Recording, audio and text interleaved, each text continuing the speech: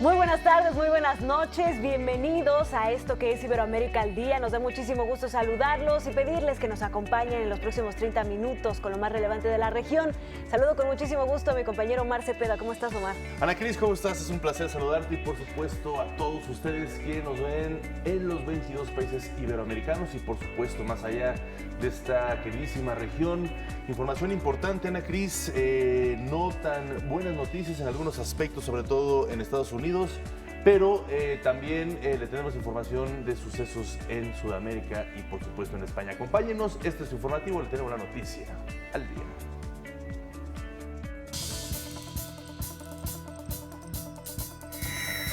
Se cumplen 17 años de los atentados terroristas a las Torres Gemelas de Nueva York y el Pentágono.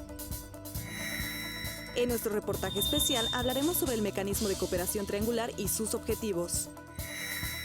El expresidente brasileño Lula da Silva renuncia a ser candidato para disputar las elecciones del 7 de octubre.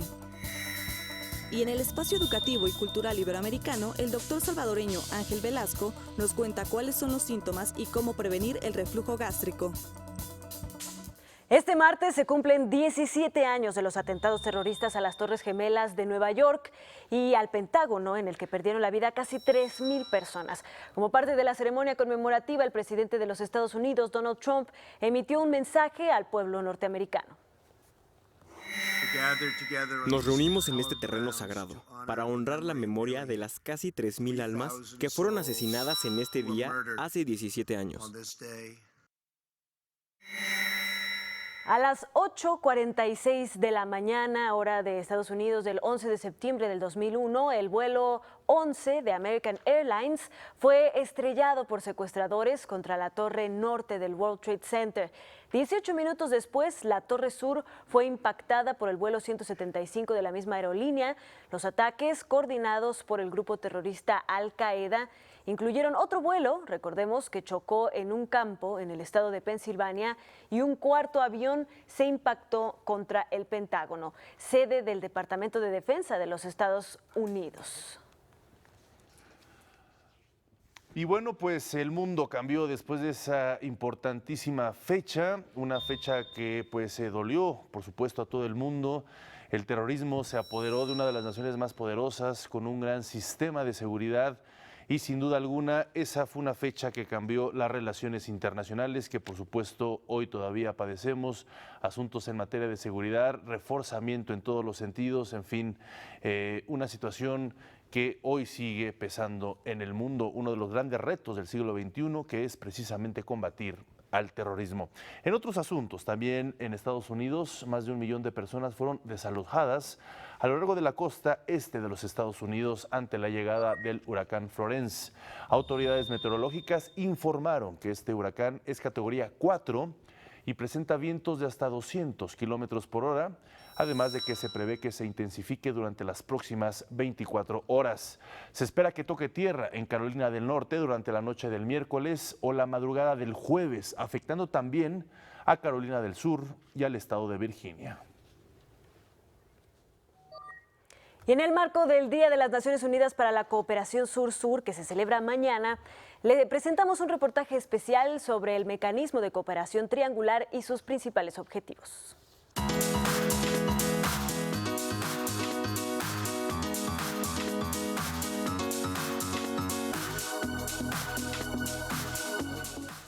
Las relaciones de cooperación para el desarrollo de países ubicados geográficamente en el hemisferio sur se conoce como la cooperación sur-sur. And it is very important because it is based on the premise that countries, especially the middle-income countries, have development solutions. Even though the poorest countries in the world have something to share with one another. A partir de 2008 se ha sumado a este marco de colaboración la cooperación triangular, que surge de la combinación de la cooperación sur-sur y la cooperación vertical norte-sur. Este mecanismo de cooperación triangular involucra la participación de mínimo 2 países en desarrollo y un tercero, por lo general una nación desarrollada, una economía emergente o una organización multilateral. Los países en desarrollo actúan como socio y beneficiario. y comparten características culturales, lingüísticas y económicas similares entre ellos. La tercera nación involucrada asume la posición de donante y es un país miembro del Comité de Asistencia para el Desarrollo de la Organización para la Cooperación y el Desarrollo Económicos, entre los que se encuentran Alemania, Australia, Bélgica, Canadá y Dinamarca. La cooperación triangular busca compartir soluciones clave para el desarrollo de conocimiento, capacidades, experiencias, políticas, tecnología y recursos, entre otros. Ejemplo de ello es el proyecto de irrigación de agua en el que participaron Argentina, Bolivia y Alemania, así como el comedor escolar establecido en Haití, con la colaboración de México y España, que aseguró la alimentación de 5,000 niñas y niños tras el terremoto que azotó la nación caribeña en enero de 2012. Este tipo de colaboración permite proteger los intereses de los países de renta media y fortalecer la participación de las naciones en desarrollo en los foros globales de cooperación fiscal. La cooperación triangular implica un trabajo a tres bandas que tiene como principal desafío la coordinación, el establecimiento conjunto de las prioridades y el evitar, digamos, que las prioridades de los socios más desarrollados o que tienen más capacidad financiera terminen imponiéndose a las necesidades de desarrollo de los países menos avanzados. La mayor ventaja de la cooperación triangular es, de acuerdo a los expertos, la conjunción de saberes y conocimientos. Implica el establecimiento de pactos renovados de complementariedad con la cooperación sur-sur, para materializar el Objetivo 17 de Desarrollo Sostenible sobre nuevas alianzas internacionales. Para Iberoamérica al Día, Elis de León. Gracias, Elis. Es momento de hacer una breve pausa, pero recuerde que puede seguirnos a través de las redes sociales, en Twitter, @IberoAlDía, y Facebook, Iberoamérica al Día. No se vayan.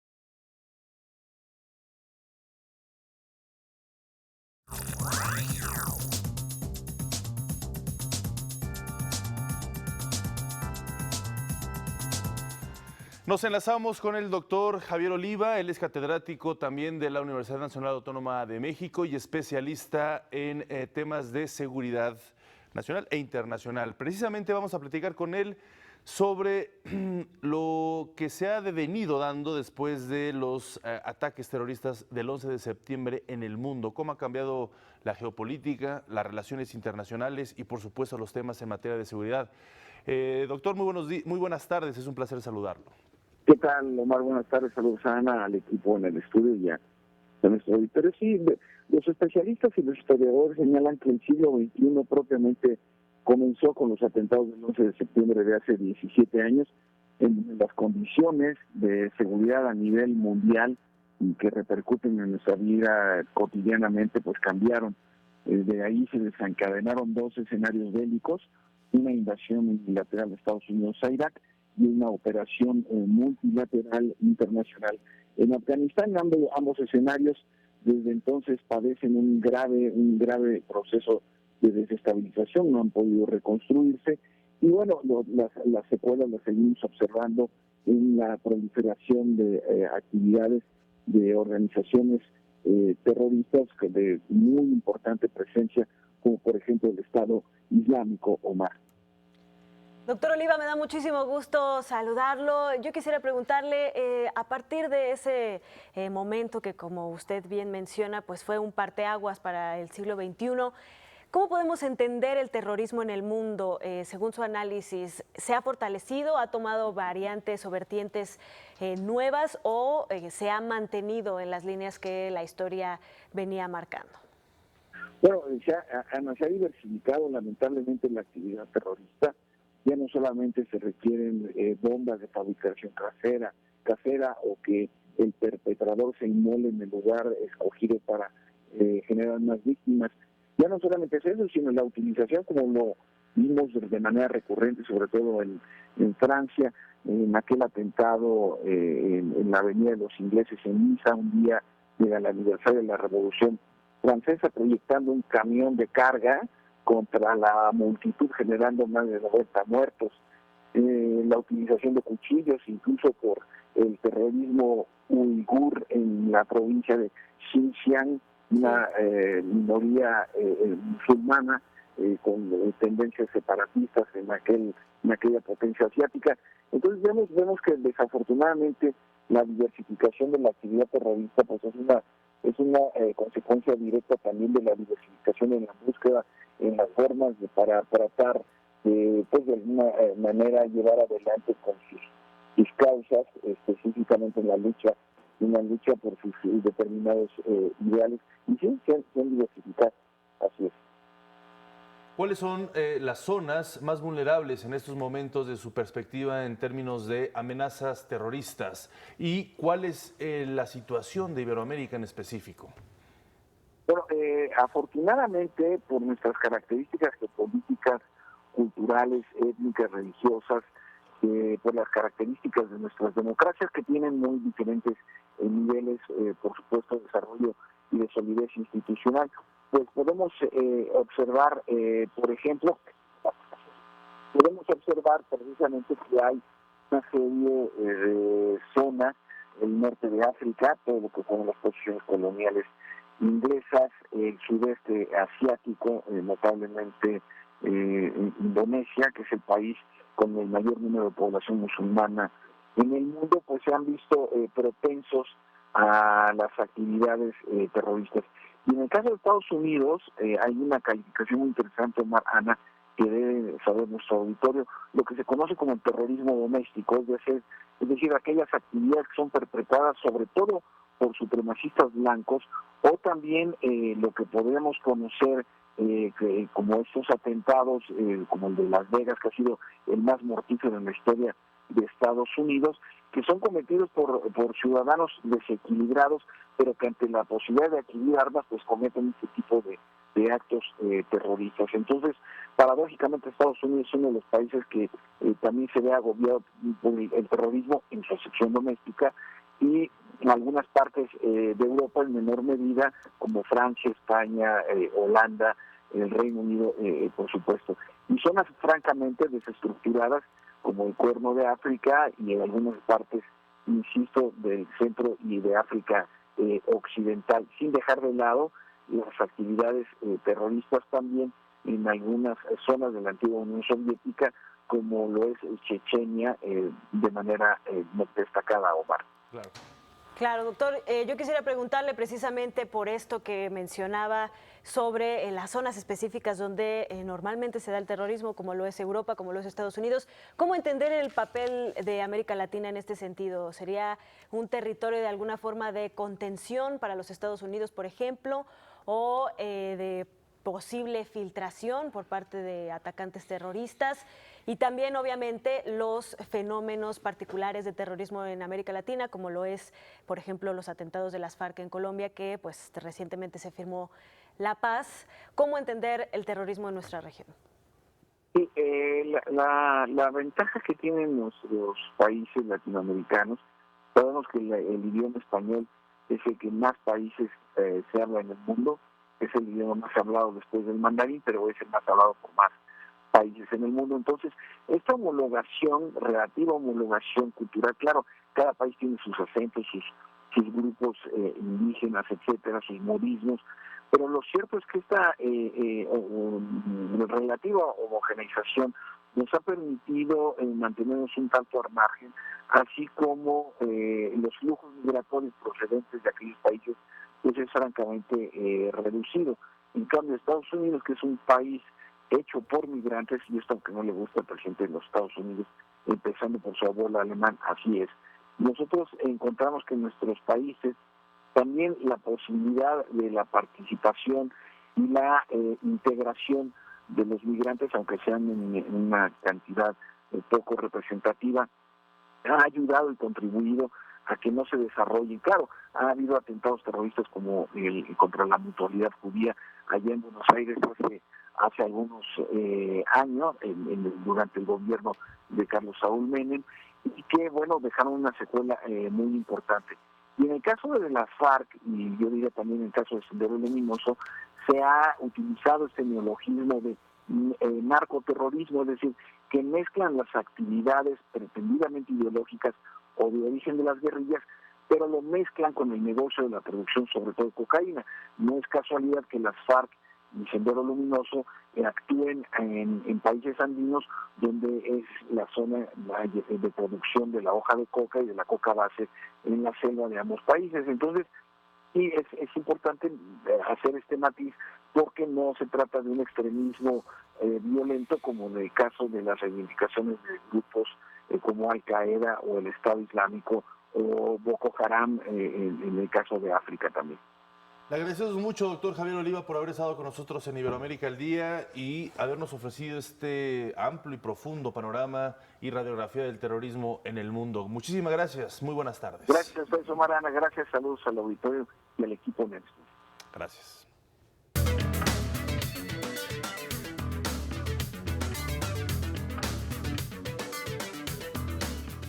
En Brasil, el expresidente Luis Ignacio Lula da Silva emitió una carta en la que desiste de participar en las elecciones generales del próximo mes de octubre.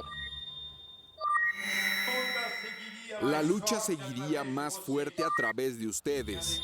Mi alegría es saber que mi corazón está presente esta noche en el Tuca, golpeando dentro del pecho de ustedes. Mi voz es la voz de Luis Mariño, de Ana Boc, de Suplicy, de Gilmar, de todos los que hablen o canten los himnos de la libertad, de la democracia, de la justicia y de la victoria. Ante esto, se espera que Fernando Haddad sea nombrado el candidato del Partido de los Trabajadores, ya que hoy vence el plazo para que el PT nombre un contendiente para los comicios presidenciales. Haddad ha sido hasta ahora candidato a la vicepresidencia, fue ministro de Educación y alcalde de Sao Paulo.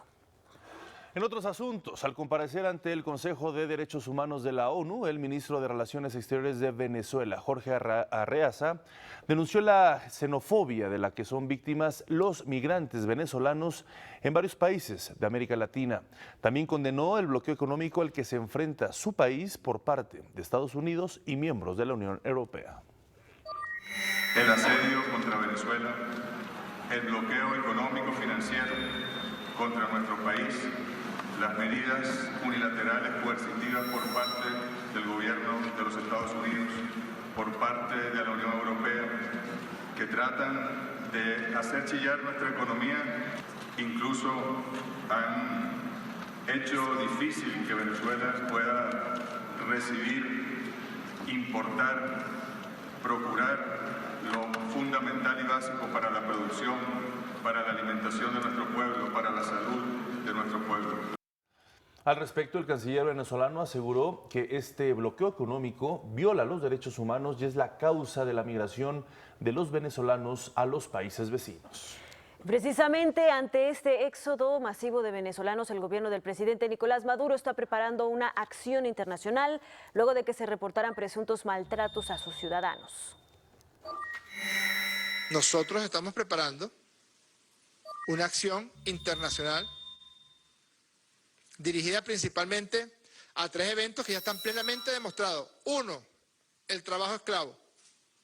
2, la xenofobia y los delitos de odio.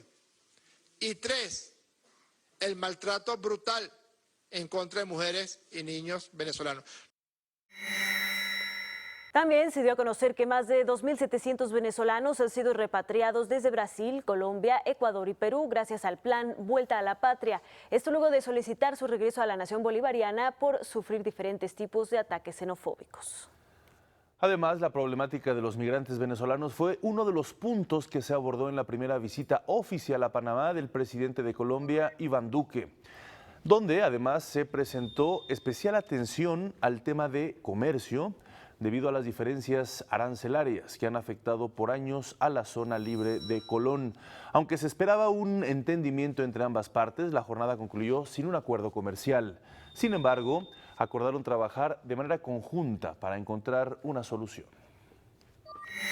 Hemos dado instrucciones a las más altas autoridades, a la canciller, al ministro de Comercio, a la ministra de Economía y Finanzas de ambos países, para que al más breve plazo busquen los mecanismos de entendimiento y establezcan un plan de acción para que en aquellos temas que hemos tenido diferencias puedan ser resueltos de una forma bilateral.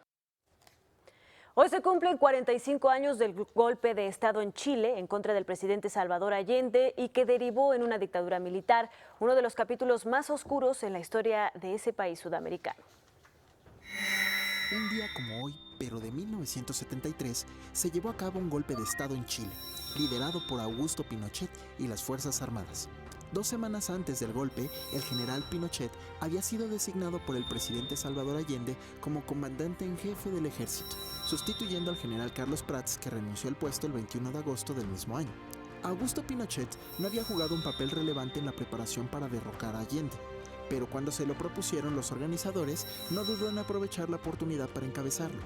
Así fue como a la madrugada del martes 11 de septiembre, los barcos de la Armada abrieron fuego en Valparaíso y tomaron las calles del puerto. El presidente Allende llegó al Palacio de la Moneda, acompañado de su guardia personal. Después de intentar comunicarse con los jefes de los 3 ejércitos, se percató que ellos estaban conjurados en el golpe. Poco después comenzó el fuego en el palacio. Entonces Allende habló por última vez a través de Radio Magallanes, con emotivas palabras para despedirse del pueblo chileno. A las 12 horas, 4 aviones arrojaron durante 15 minutos más de 20 bombas explosivas sobre el viejo edificio, que empezó a arder. Esta fue una de las acciones que enmarcaron el triunfo del golpe de Estado. Efectivos militares lograron entrar en el edificio por la puerta lateral, y cuando los militares ocuparon la planta baja, Allende instó a sus colaboradores a rendirse. Después se confirmó que el presidente Allende se quitó la vida tras su derrota. Para Iberoamérica al Día, José María Merlo. Y hoy, 11 de septiembre, también se conmemora el Día de la Diada en Cataluña, allá en España. Conocido también como el Día Nacional de Cataluña, esta fecha recuerda la rendición de la ciudad de Barcelona durante la Guerra de Sucesión en España. Con el lema "Hagamos la República Catalana", miles de personas salieron a las principales calles de esta gran ciudad. Este año las consignas también pidieron la libertad de los presos políticos y el retorno de los exiliados. Esta diada, el día de hoy, el 11 de septiembre, sea también el día para poder expresarse en libertad. Esto es lo que reclamamos una inmensa mayoría de los catalanes. Y después de ganar el León de Oro en Venecia, el director mexicano Alfonso Cuarón presentó su película Roma en el Festival Internacional de Cine de Toronto, donde se perfila como el favorito para llevarse el premio del público. La crítica ha considerado esta cinta como una verdadera obra maestra. Se trata, le contamos, de una pieza autobiográfica que, aunque ambientada en la década de los 70, retrata a la sociedad mexicana contemporánea también. La historia, filmada en 65 milímetros en blanco y negro, explora las divisiones étnicas y sociales desde la perspectiva de una trabajadora doméstica que es originaria del estado mexicano de Oaxaca y que es contratada por una familia de clase media en la Ciudad de México. Es una película muy específica, de una manera muy local, y sin embargo está teniendo una respuesta universal muy fuerte. ¿Sabes? Está realmente conmoviendo al público de distintas culturas, y eso me da muchísimo gusto, pero eso solo muestra que la experiencia humana es la misma en todo el mundo, lo demás son colores. Ahora le presentamos una cápsula que nos envía la Organización de las Naciones Unidas, la ONU, sobre la lucha por proteger a los tigres de Bengala en la provincia india de Rajasthan.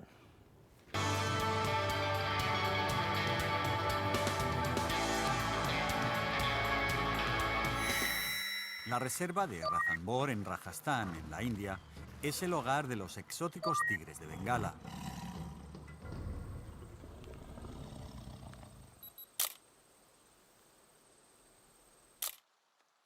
Todos los años, el fotógrafo indio John Isaac viaja desde la ciudad de Nueva York para documentar a estos magníficos animales. Su objetivo es asegurarse de que todo el mundo conozca el grave peligro al que se enfrentan los tigres de Bengala, la extinción. John organiza seminarios y exposiciones fotográficas de sus viajes a Ranthambore, con el fin de concienciar sobre la difícil situación de los tigres. También está preparando un libro en el que documenta este problema, originado por el aumento de la población que invade el territorio de estos animales. Según John y algunos expertos en vida silvestre, cada tigre necesita al menos 9 kilómetros cuadrados para sobrevivir.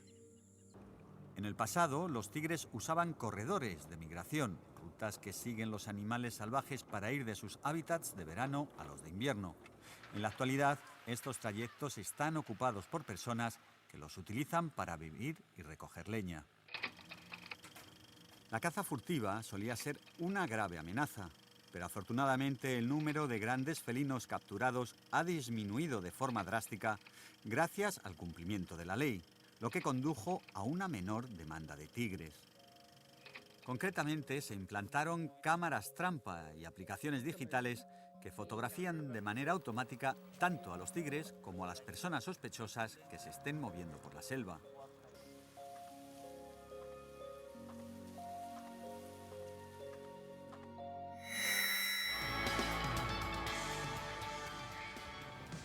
Se nos terminó el tiempo, llegamos al final de esta emisión de Iberoamérica al Día. Como siempre, a nombre de todos los que hacemos posible este espacio informativo, muchísimas gracias por su atención. Así es, Ana Cristina, un placer haber estado con ustedes, pero como es nuestra gran tradición, los dejamos con música, en esta ocasión del grupo uruguayo No Te Vaya a Gustar, y esto que se titula Autodestructivo. Que tenga un excelente martes.